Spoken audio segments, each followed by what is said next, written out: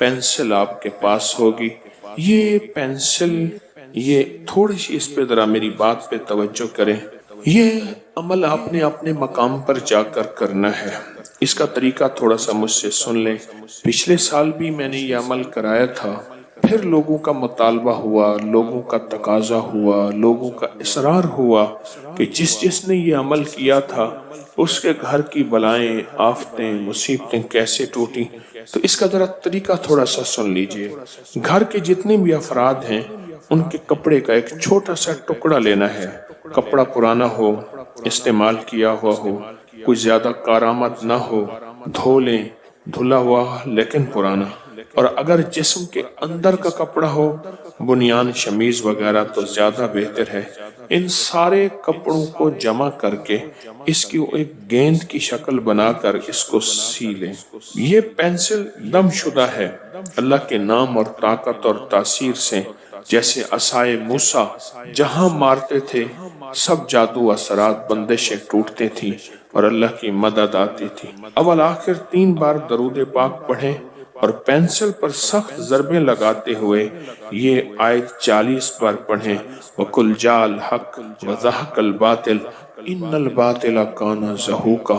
यकीन जानिए वो आयत है, बातिल टूट जाता है। वो जादू का बातिल है, वो जिन्नात का बातिल है, वो नजर बद का बातिल है, वो किसी हसद दुश्मन का है, वो किसी की सख्त लगाई हुई बंदिश है।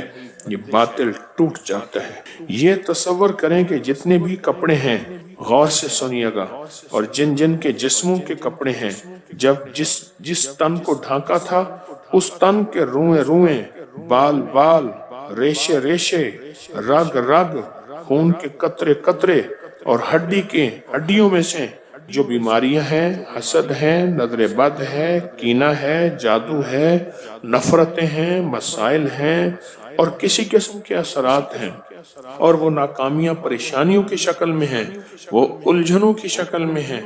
ये जितनी भी इस पेंसिल की ज़रबें उन कपड़ों को मारेंगे, उतने उन कपड़ों के पहनने वालों की रग रग से बीमारियां निकलेंगी, रग रग से तकलीफें निकलेंगी, खून के कतरे कतरे से जादू असरात, बंदिशें टूटेंगे और निकलेंगे।